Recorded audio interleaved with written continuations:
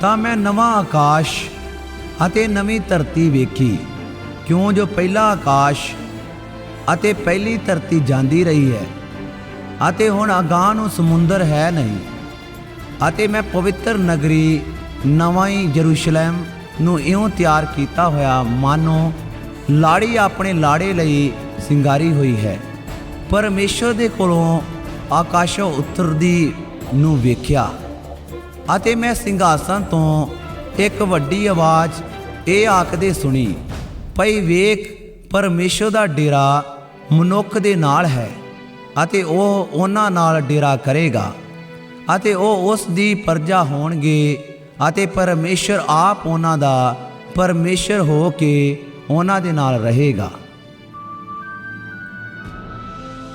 ਅਤੇ ਉਹ ਉਹਨਾਂ ਦੀਆਂ ਅੱਖੀਆਂ ਤੋਂ ਹਰੇਕ ਅੰਜੂ ਪੂੰਝੇਗਾ ਅਤੇ ਹੁਣ ਅਗਾਂਹ ਨੂੰ ਮੌਤ ਨਾ ਹੋਵੇਗੀ, ਨਾ ਅਗਾਂਹ ਨੂੰ ਸੋਗ, ਨਾ ਰੋਣਾ, ਨਾ ਦੁੱਖ ਹੋਵੇਗਾ। ਪਹਿਲੀਆਂ ਗੱਲਾਂ ਜਾਂਦੀਆਂ ਰਹੀਆਂ ਅਤੇ ਉਹ ਜਿਹੜੀਆਂ ਸਿੰਘਾਸਨ ਉੱਤੇ ਬਿਰਾਜਮਾਨ ਹੈ ਬੋਲਿਆ, ਵੇਖ, ਮੈਂ ਸਭੋਂ ਕੁਝ ਨਵਾਂ ਬਣਾਉਂਦਾ ਹਾਂ।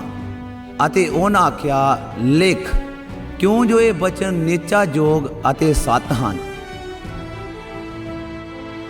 ਅਤੇ ਉਹਨ ਮੈਨੂੰ ਆਖਿਆ, ਹੋ ਗਿਆ ਹੈ, ਮੈਂ ਅਲਫਾ ਅਤੇ ਓਮੇਗਾ, ਆਦ ਅਤੇ ਅੰਤ ਹਾਂ। ਜਿਹੜਾ ਤਿਹਾਇਆ ਹੈ ਮੈਂ ਉਹਨੂੰ ਅੰਮ੍ਰਿਤ ਜਲ ਦੇ ਸੋਤੇ ਵਿੱਚੋਂ ਮੁਕਤ ਪਿਆਵਾਂਗਾ। ਜਿਹੜਾ ਜਿੱਤਣ ਵਾਲਾ ਹੈ ਉਹ ਇਹਨਾਂ ਪਦਾਰਥਾਂ ਦਾ ਅਧਿਕਾਰੀ ਹੋਵੇਗਾ ਅਤੇ ਮੈਂ ਉਹਦਾ ਪਰਮੇਸ਼ਰ ਹੋਵਾਂਗਾ ਅਤੇ ਉਹ ਮੇਰਾ ਪੁੱਤਰ ਹੋਵੇਗਾ। ਪਰ ਡਰਾਕਲਾਂ, ਬੇਪਰਤੀਤਿਆਂ, ਘਿਨਾਉਣਿਆਂ, ਖੂਨੀਆਂ, ਹਰਾਮਕਾਰਾਂ, ਜਾਦੂਗਰਾਂ, ਮੂਰਤੀ ਪੂਜਕਾਂ ਅਤੇ ਸਾਰੇ ਝੂਠਿਆਂ ਦਾ ਹਿੱਸਾ ਉਸ ਝੀਲ ਵਿੱਚ ਹੋਵੇਗਾ ਜਿਹੜੀ ਅੱਗ ਅਤੇ ਗੰਧਕ ਨਾਲ ਬਲਦੀ ਹੈ। ਇਹ ਦੂਈ ਮੌਤ ਹੈ।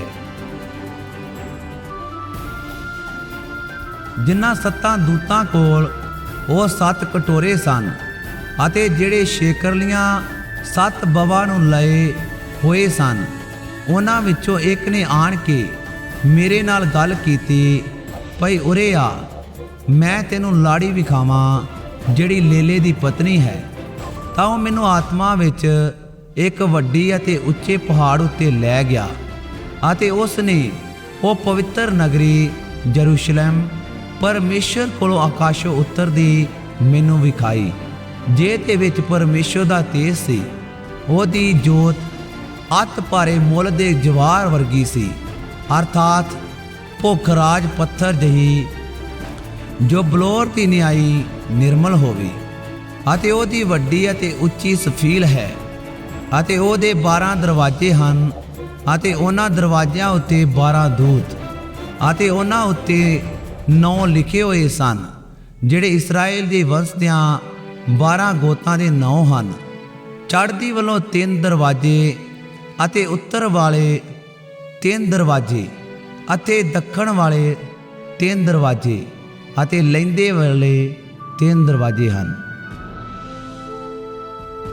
ਅਤੇ ਉਸ ਨਗਰੀ ਦੀ ਸਫੀਲ ਦੀਆਂ 12 ਨੀਹਾਂ ਹਨ ਅਤੇ ਉਹਨਾਂ ਉੱਤੇ ਲੇਲੇ ਦੇ 12 ਰਸੂਲਾਂ ਦੇ ਨਾਂ ਹਨ।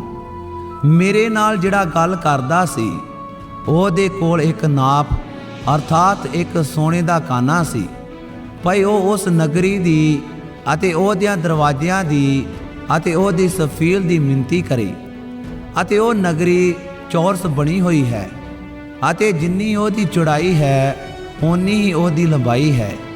ਅਤੇ ਉਸ ਨੇ ਨਗਰੀ ਨੂੰ ਕਾਨੇ ਨਾਲ ਮਿਣਿਆ ਅਤੇ 1100 ਕੋ ਨਿਕਲੀ। ਉਹਦੀ ਲੰਬਾਈ ਅਤੇ ਚੌੜਾਈ ਅਤੇ ਉਚਾਈ ਇੱਕੋ ਜਿਹੀ ਹੈ।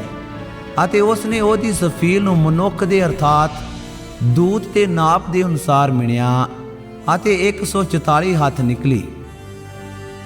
ਅਤੇ ਉਹਦੀ ਸਫੀਲ ਦੀ ਚੌੜਾਈ ਜਸਬ ਦੀ ਸੀ ਅਤੇ ਉਹ ਨਗਰੀ ਨਕਾਲਸ ਸੋਨੇ ਦੀ ਸੀ, ਸਾਫ਼ ਸੀਸੇ ਦੀ ਨਿਆਈ।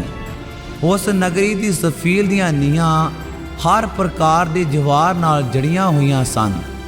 ਪਹਿਲੀ ਨੀਂਹ ਜਸਬ ਦੀ ਸੀ, ਦੂਜੀ ਨੀਲਮ ਦੀ, ਤੀਜੀ ਦੁਜ਼ੂਜ਼ੀਆ ਆਕੀਕ ਦੀ, ਚੌਥੀ ਪੰਨੇ ਦੀ, ਪੰਜਵੀਂ ਸੁਲੇਮਾਨੀ ਦੀ, ਛੇਵੀਂ ਲਾਲ ਆਕੀਕ ਦੀ, ਸੱਤਵੀਂ ਜਬਰਜ ਦੀ, 8ਵੀਂ ਬੈਰੂਸ ਦੀ, 9ਵੀਂ ਸੁਨੀਲੇ ਦੀ, 10ਵੀਂ ਹਰੇ ਅਕੀਕ ਦੀ, 11ਵੀਂ ਜਰਕਨ ਦੀ, 12ਵੀਂ ਕਟਾਲੇ ਦੀ। ਅਤੇ 12 ਦਰਵਾਜ਼ੇ 12 ਮੋਤੀ ਸਨ। ਇੱਕ ਇੱਕ ਦਰਵਾਜ਼ਾ ਇੱਕ ਇੱਕ ਮੋਤੀ ਦਾ ਸੀ। ਅਤੇ ਉਸ ਨਗਰੀ ਦਾ ਚੌਂਕ ਨਕਾਲਸ ਸੋਨੇ ਦਾ ਸੀ, ਨਿਰਮਲ ਸ਼ੀਸ਼ੇ ਵਰਗਾ। ਮੈਂ ਉਸ ਵਿੱਚ ਕੋਈ ਹੈਕਲ ਨਾ ਵੇਖੀ, ਕਿਉਂ ਜੋ ਪ੍ਰਭੂ ਪਰਮੇਸ਼ਰ ਸਰਵ ਸ਼ਕਤੀਮਾਨ ਅਤੇ ਲੇਲਾ ਉਹਦੀ ਹੈਕਲ ਹੈ। ਅਤੇ ਉਸ ਨਗਰੀ ਨੂੰ ਸੂਰਜ ਦੀ ਕੁਝ ਲੋੜ ਨਹੀਂ, ਨਾ ਚੰਦਰਮਾ ਦੀ, ਭਈ ਉਹ ਉਸ ਉੱਤੇ ਚਮਕਣ, ਕਿਉਂ ਜੋ ਪਰਮੇਸ਼ਰ ਦੇ ਤੇਜ ਨੇ ਉਹਨੂੰ ਚਾਨਣ ਕੀਤਾ ਅਤੇ ਲੇਲਾ ਉਹਦੀ ਜੋਤ ਹੈ। ਅਤੇ ਕੌਮਾਂ ਉਹਦੇ ਚਾਨਣੇ ਦੇ ਆਸਰੇ ਫਿਰਨਗੀਆਂ। ਅਤੇ ਧਰਤੀ ਦੇ ਰਾਜੇ ਆਪਣੀ ਸ਼ਾਨ ਉਸ ਵਿੱਚ ਲਿਆਉਣਗੇ। ਅਤੇ ਉਹਦੇ ਦਰਵਾਜ਼ੇ ਦਿਨ ਨੂੰ ਕਦੇ ਬੰਦ ਨਾ ਹੋਣਗੇ, ਕਿਉਂ ਜੋ ਰਾਤ ਤਾਂ ਉੱਥੇ ਹੋਣੀ ਨਹੀਂ ਹੈ। ਅਤੇ ਉਹ ਕੌਮਾਂ ਦੀ ਸ਼ਾਨ ਅਤੇ ਮਾਣ ਉਸ ਵਿੱਚ ਲਿਆਉਣਗੇ। ਪਰ ਕੋਈ ਅਪਵਿੱਤਰ ਵਸਤ ਜਾਂ ਕੋਈ ਘਿਨਾਉਣਾ ਅਤੇ ਝੂਠਾ ਕੰਮ ਕਰਨ ਵਾਲਾ ਉਸ ਵਿੱਚ ਕਦੇ ਨਾ ਵੜੇਗਾ, ਪਰ ਨਿਰੇ ਉਹ ਜਿਹੜੇ ਲੇਲੇ ਦੀ ਜੀਵਨ ਦੀ ਪੋਥੀ ਵਿੱਚ ਲਿਖੇ ਹੋਏ ਹਨ।